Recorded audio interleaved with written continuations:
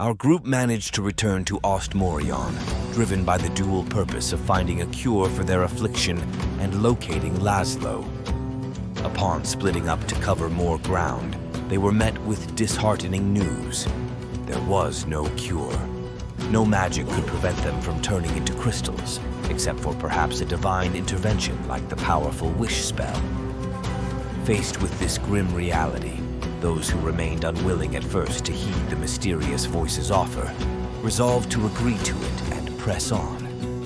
Their determination to find Laszlo, the man behind their woes, remained undiminished, leading them on yet another chase. The renowned innkeeper, sympathizing with their cause, offered his assistance by sharing his contacts.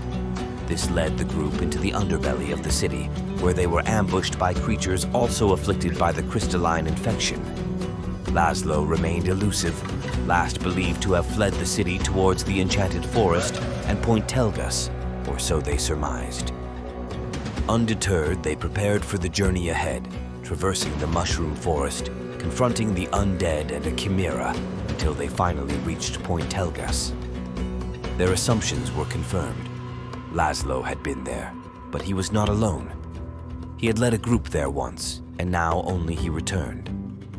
A second group had arrived in Ostmorion earlier, but never made it back to Point Telgus. Also, a solitary drow with 1 gold and 1 red eye was noted to have briefly stopped at Point Telgus. With the heating up chase for Laszlo, the group opted not to aid the local Duergar with their problems, choosing instead to continue their pursuit to the surface. At the guard post, they encountered and overcame a group of ghouls and ghasts, a grim reminder of the conflict that had turned members of the Hyborian barbarian clans into undead after attacking the Duergar for reasons unknown. Upon exiting, they intervened to halt the slaughter of an old clan known as Wolfhowl, hoping to glean information about Laszlo, who had reportedly also visited the village. Despite the clan leader's plea for vengeance against the marauding Shattered Hand clan, the group remained singularly focused on tracking down their former employer, leading them to Brandymug. This village, renowned for brewing Hyboria's most celebrated alcohols, was in the midst of its harvest festival, and the group was briefly swept up in the celebrations. It was here they spotted Laszlo. Wasting no time, they pursued him to a building, where, left with no other choice, they launched an attack to prevent his escape. The adversaries they faced were enigmatic, barely speaking, and upon defeat, they transformed into mirrors and vanished with their equipment. Confronting Laszlo, they found him behind a door, being overpowered by his employer, the Glass Lord, through a display of formidable magic. The group could only hear as Laszlo pleaded in terror with his master before being destroyed. The group lost all hope of finding the truth until the appearance of a tall elf, seemingly also in pursuit of Laszlo, marked a turning point. Recognizing his voice from the dragon explosion event, the group listened as he lamented his tardiness. Unfamiliar with the group, he revealed that only destruction had been found in the aftermath of the explosion, thus didn't recognize them at first. Seeing a convergence in their objectives, the elf offered his assistance in exchange for their help in unraveling the mystery behind these events.